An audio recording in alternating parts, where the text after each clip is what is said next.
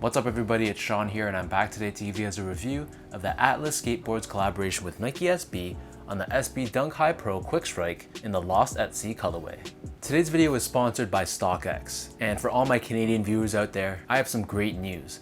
Their Canadian Authentication Center has officially launched, with a full complete launch scheduled for November 10th. In fact, in a few weeks' time, I'll be paying a personal visit to the Authentication Center, where I'll be getting the inside scoop in their operations in Mississauga, as well as meeting the GM of StockX Canada to look at their inner workings as a business from a behind-the-scenes lens. So be on the lookout for that. I'll be sure to share all the insights that I can and my experience as a whole when that time comes. In addition, on November 5th, the all-in pricing concept will officially launch, meaning all transactions will display the full price including any duties and taxes. So for all my Canadian viewers out there, you know the pain that I feel when we buy on StockX, but then we get hit with the duties and customs at the door. So as a Canadian buyer, if we're buying from a StockX seller in Canada, there's gonna be no more extra fees, no more extra duties that we're paying. Finally, the last update I have for you guys is StockX is introducing this concept of bulk shipping. This feature allows you to ship anywhere from 1 to 12 pairs of sneakers that you're selling, all for one flat rate. So that's going to be a lot of savings to the bottom line for any StockX sellers out there. So with all that aside, jumping back to the shoe, this is a collaboration between Nike SB and Bay Area retailer Atlas Skateboarding. They released worldwide on October 2nd for $110 US or $145 here in Canada. The official colorway for this shoe is Sail, Ocean Fog, Track Red, and White. And the nickname of the shoe, Lost at Sea, is inspired by the Great Spill of 1990. Long story short, there was this large cargo ship making its way from Korea. It got hit with some bad weather, which eventually resulted in the loss of 21 of their large cargo containers. 5 of those containers contained about 61,000 Nike shoes, of which many of those were white and blue colored Air Flight 90s. Eventually, a lot of those pairs ended up being washed up on shore, of course being water damaged and sun dried. So diving straight in, the upper of this shoe is constructed using this white leather, but if you take a close look, you'll see it has this cracked look to it, which is supposed to mimic the look of sun-dried and water-damaged leather. We have these perforations found throughout the toe box, and then the surrounding leather on the outer edge of the shoe. This is done in that same finish. Overlaid on top on the sides of the shoe, we have this blue leather swoosh, which again also has that cracked finish to it, and then underneath this, there's this hit of this yellow paint, which adds to the whole vintage feel of the shoe. The side wings on either side are also done in that cracked white leather, and then the white leather wraps around the bottom of the back heel of the shoe as well. The top of the back heel is covered in that blue leather, and there's also this small pull tab at the center of the back heel also. For the laces, these come with a very interesting pair of laces. So the stock laces are an oval shape, but they're purposely distressed by Nike, giving it this aged yellow look.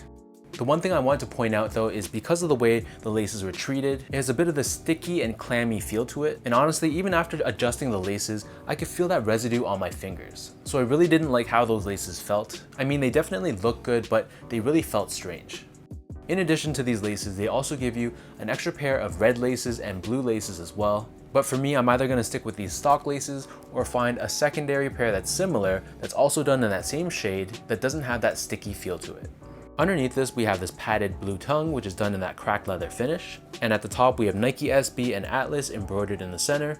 This is inspired by the font of the Air Flight 90. Taking out the insole, these come with a blue colored insole with Nike SB and Zoom Air branding on the heel in white.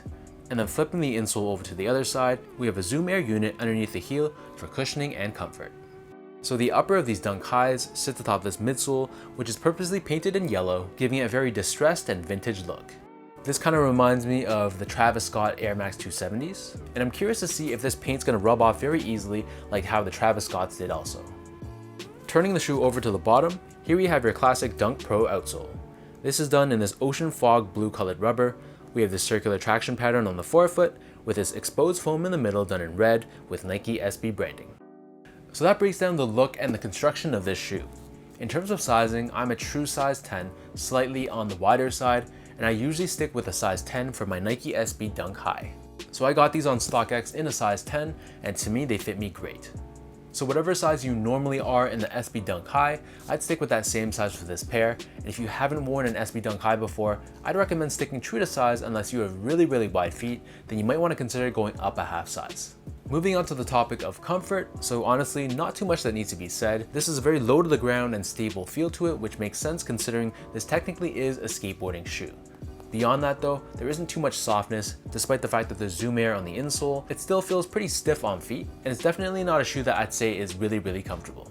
Finally, in terms of the quality and the craftsmanship on this pair, overall I think that Nike did a decent job on the execution. Having these in hand, it really feels like a vintage old school sneaker, and while the material quality wasn't anything amazing, there really wasn't anything I can complain about aside from the finish of the laces.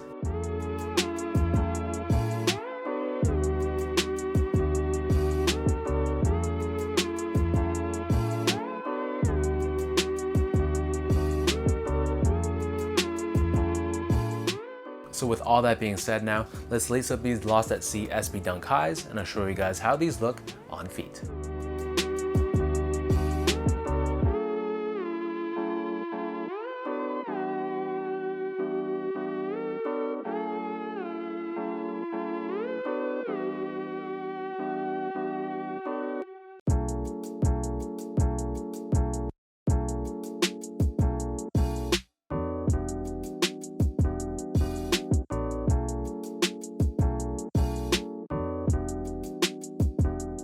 Overall, as far as Nike SB releases go for 2020, obviously this collab isn't the flashiest release out there, especially when you compare it to other things like the Chunky Dunkies. But I think as far as an actual colorway of a sneaker goes, this one is near the top for me. I think this is a very wearable colorway and it's gonna look amazing with a lot of things. And while I'm not the biggest fan of shoes purposely made to look distressed and vintage, I gotta say the execution was definitely done right on this pair. So let me know in the comment section down below what you guys think about this Atlas and Nike SB Dunk High Pro. How do you guys feel about the colorway of this shoe? And what do you guys think about the fact that this shoe is purposely done to look very vintage and worn out? Are you more of a fan of shoes that look clean out of the box and they age and wear over time? Or do you not mind this whole vintage treatment on sneakers these days? So let me know your thoughts down below. If you guys like this video, be sure to like, comment, and subscribe. Give me a follow on Instagram at sgo8. Check out my Twitter account at sean.go and visit my website at seango.ca. Before I end this video, another huge thank you goes out to StockX Canada, so be sure to stay tuned to my channel for more updates and news. And until next time, I'll catch you guys all in my next review.